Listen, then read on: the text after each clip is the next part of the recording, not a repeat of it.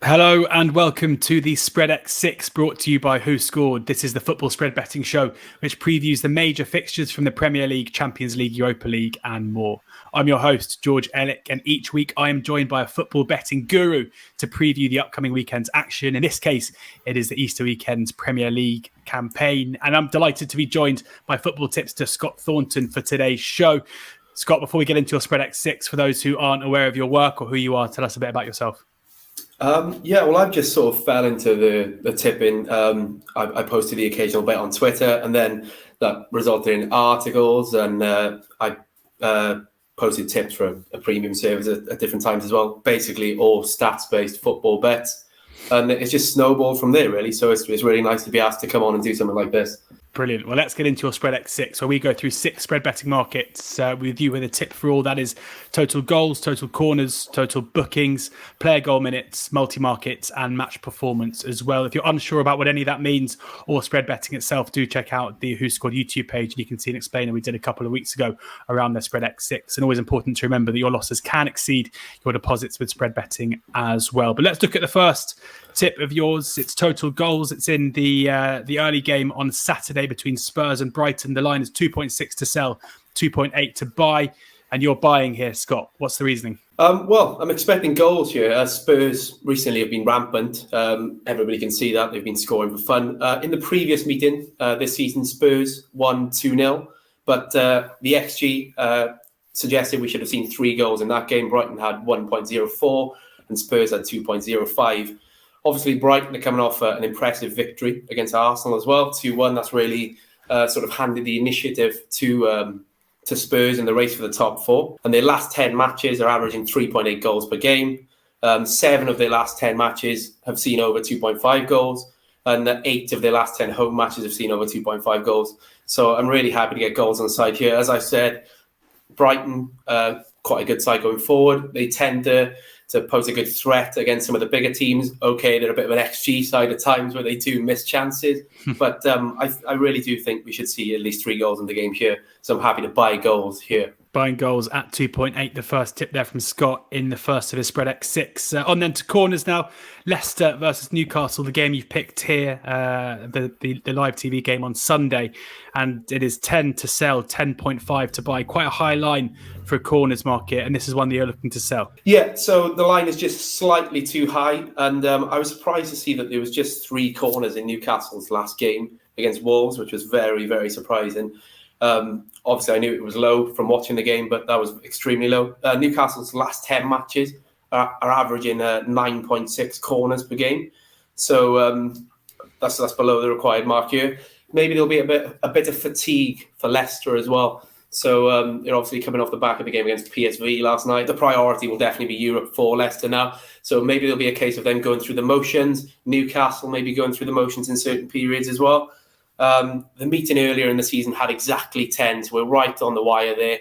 But I'm hoping sort of the season fizzling out, different priorities for Leicester. Newcastle are pretty much safe now. And as I said, Newcastle's last game had just 3 corners, so I'm happy to sell those here. Looking to sell corners there in the game between Newcastle and Leicester at 10. That is the second one up. We're now going to look at bookings, and in the show, the Spreadex Six we did earlier this week with the Europa League. We had Jimmy the Punt going under bookings in the West Ham Lyon game. He nailed that. He sold at 51. It made up 30. And it's West Ham again who faced Burnley this weekend. Burnley, the news fresh off the press is that Sean Dyche has been sacked as manager. Ben Mee will be taking temporary charge of this game.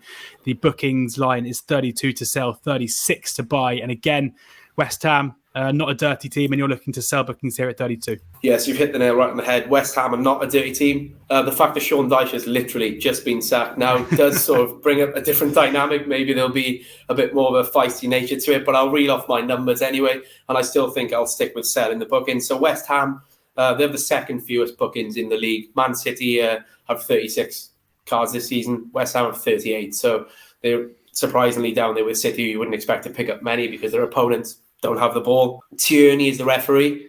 He gave 2 red cards the last time he refereed Burnley, but I think that may work in our favour here.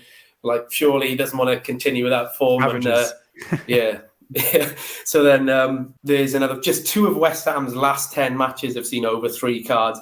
So the average is 2.5 per game there. And 3 of Burnley's are averaging have seen over 3 cards in the last 10 matches. So the average is 2.3 there. So both of those are below the mark. So I'm still happy to take that. The Sean Dyche factor is a thing. So maybe the new manager will get them chomping at the tackles. But it's really difficult to quantify that. So I'm still happy to sell the cards here. Selling at 32. Remember, 10 points for a yellow, 25 for red in the bookings market there. Rather than selling at 32 cards, that would be a very different bet. On then to player goal minutes. This is, of course, the total cumulative minutes of a player's goals over the course of a game. Back to the Spurs-Brighton game that we touched on in the total goals. Heung-min Son, 25 to sell, 28 to buy. And I think given the fact you're buying goals here, we know which way you're going to go. Yeah, so we're buying again. I do fancy this game to see a lot of goals. Maybe breaking one of the rules by betting heavy on the early kick off, but here we are. So said, think there'll be goals. Son has scored 6 in his last 3 Premier League games. It's a very boring pick to continue with that, but he's just 3 off Salah now in the top scorer list. He's really been a beneficiary of Kane dropping deep in recent games as well. There was a lot of talk at the end of February when Son and Kane beat the Lampard and Drogba goal combinations thing, and I think that's just set to continue here. I think Son will be chasing down the top scorer, which is Salah, and Conte really seems to have got Spurs playing really well, and I put them favourites to get into that top 4 now. So I think they'll continue here, and Son to get on the score sheet. Yeah. Son continuing to profit from playing with the master playmaker Harry Kane. 28 to buy there. Son's goal minutes, the one for Scott. On to multi-markets now. This is where different match values are multiplied by each other, and you're looking at Saints versus Arsenal here, and goals times corners. So total goals multiplied by the total corners. Sell price is 27. The buy price is 30. Which way do you think it's going to go? Earlier in the season, these two teams met. There were 17 corners in the game, so that's great for our goals times corners here. The Premier League average, by contrast, is just 10.43 corners per game, so well above the average there. Southampton's last 10 matches are averaging 11.3 corners per game, and that's despite just the 5 corners in their 6-0 defeat against Chelsea, so that's obviously drove the average down a little bit as well. They need to bounce back from this 6-0 defeat as well. Southampton should pose an attacking threat. I went back to the 2 memorable games where they lost 9-0, and on both occasions the next game saw goals, so there was 3-1 and 3-2 in the games after that. For more supporting evidence with goals, Arsenal scored 3 earlier in the season, 3-0 win for Arsenal. I really don't see how we won't see less than 3 goals here. Arsenal need to bounce back from their consecutive defeats. Spurs are really in the driving seat for the top 4 at the moment. There's still big games left to play, but yeah, 3-0 and 2-1 defeats for Arsenal. They definitely need to come and perform here. Absolutely, yeah. So buying there at 30, as you say, Southampton. Ralph Hasenhüttl even said in his press conference this week that he doesn't understand why Saints throw in a performance like that once every season, but they normally bounce back with goals. So hopefully that'll be the case in the multi-markets. And finally, match performance. Match performance is a special market here where you get 15 points for a goal scored in a game, 3 for a corner, 5 for a yellow card, 15 for a red card, 10 points for a penalty awarded, and minus 25 for a 0-0, which is good if you're selling and you think it's going to be few goals, but can prove costly if you're buying and it turns out to be a 0-0. Watford, Brentford, the one you've chosen here, and you are, the sell price is 80, but you're buying at 85. Desperate times for Watford here coming up. Burnley sacking Dyche, they're obviously hoping for some new manager bounce as well, so maybe that gives them a little bit of an advantage in the relegation scrap. The last time these two teams met, there was 3 goals in the game. Brentford scored in the 96th minute with a penalty, so obviously a penalty would be very beneficial to our match performance bet here. I'm looking to buy. There were 10 corners when they met earlier in the season, 4 cards on that game as well. All of them came for Brentford. And now we come into the last stages of the season. You'd expect that Watford would pick up some cards as well. Both teams have only had 1 0-0 in their last 10 matches. 0-0 is the scoreline we really want to avoid here.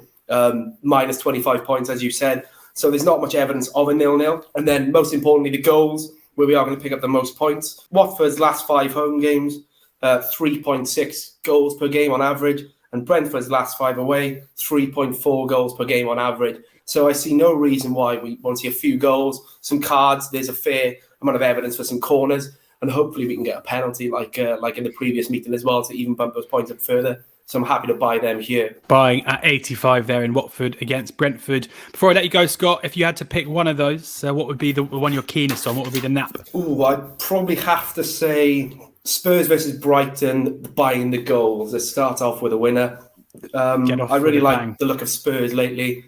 Conte's got them set up really well. So I think they'll score a few themselves. And Brighton should attack as well. Yeah, absolutely. 2.8. Hopefully Brighton have one of their luckier days in front of goal. They're certainly due it. Thank you very much to Scott for taking the time to talk us through his Spreadex Six ahead of the weekend. Do check out and subscribe to the Who Scored YouTube channel, where you can find all of the Spreadex Sixes coming over the course of the rest of the season, and plenty of other content on there as well. As I mentioned with spread betting, do check out the explainer video if this is all new to you, and do remember that losses can exceed your initial deposit as well. And as is always the case, fingers crossed you enjoy the football and we provided some winners, but please do ensure that you're gambling responsibly.